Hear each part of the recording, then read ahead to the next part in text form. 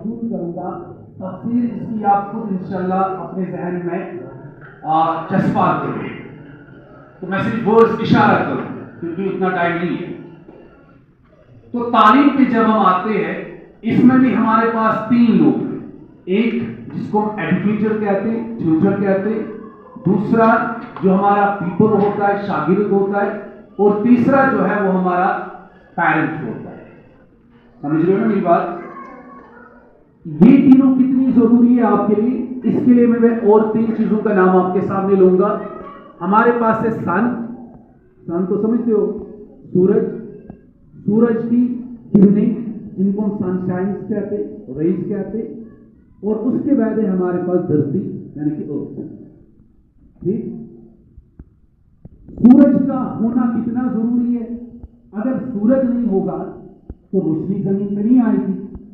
ये अभी जो यहां पे हम है, हमें सब कुछ इसलिए दिखाई देता है क्योंकि this is because of the सन।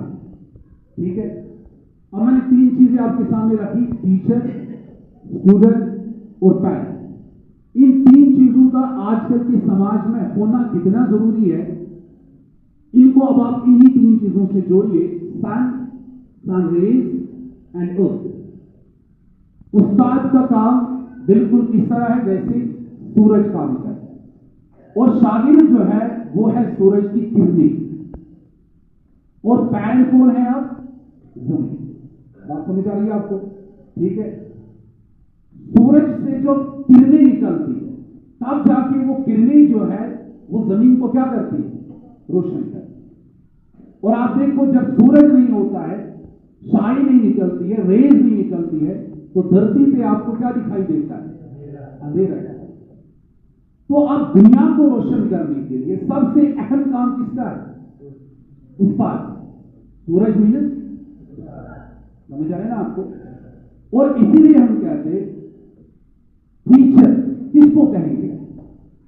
एक short definition, a teacher or a person, okay, is one who helps others to acquire knowledge and competence. मैं शॉर्ट में आपको बता, ठीक है? अभी हमारे मेहमान ने आपको बोला कि टीचर जो है he is the second mother. ये छोटी बात नहीं है। सेकंड मदर का टाइटल एक टीचर को देना, ये कोई छोटी बात? What does it mean?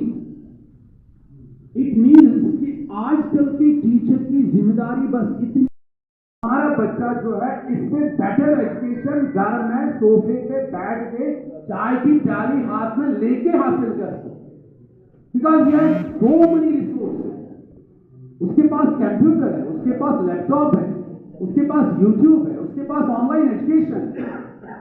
एक क्लासरूम के अंदर जो टीचर है उससे वो काफी ज्यादा एजुकेशन हासिल कर सकता है, और वो भी कहां? घर बैठ। तो what does it mean? It means कि अब टीचर की रेस्पॉन्सिबिलिटी ये नहीं है कि बस वो अपने आप को इस चीज से महदूद कर दे कि वो क्लास में जाएगा, किताब उठाएगा, टॉपिक उठाएगा और बोर्ड पे वही चीज बच्चों को क्या करेगा? एक्सप्लेन करेगा। नहीं, हमने बचपन से लेकर आज तक एक एजुकेशन की एक बहुत बड़ी डेफिनेशन पढ़ी है, that is education is the modification of behaviour. Education is the modification of, what does that mean? Einstein हमें कह के गया that if you have passed university, if you have passed and still you don't know how to write ABCD, there's no problem, you don't have any problem. University से निकलने के बाद भी अगर अभी आपको ABCD लिखना नहीं आता, ये कोई बड़ा मसला। But if you have not changed your character, you have wasted whole of your life.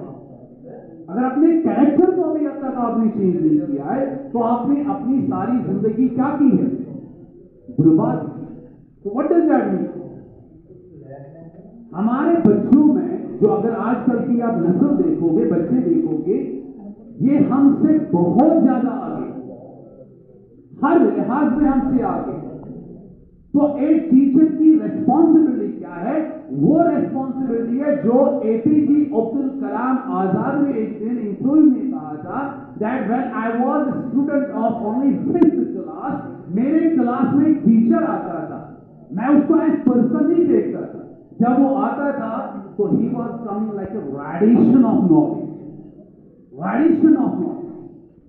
तो that person inspire me to become an self. मेरी बात समझ आ रही ना? एक टीचर को देखकर बच्चा इंस्पायर होना चाहिए कि मुझे आगे जाके लाइफ में क्या करना है। समझ आ रहे ना आपको? He has different fields, her field हमारे पास है समाज में, लेकिन हमारा बच्चा इस लायक हो कि कल वो किसी भी फील्ड में जाके उस फील्ड में एज ए लीडर काम करे, नॉट एज ए फॉलोअर। समझ आ रहे ना आपको?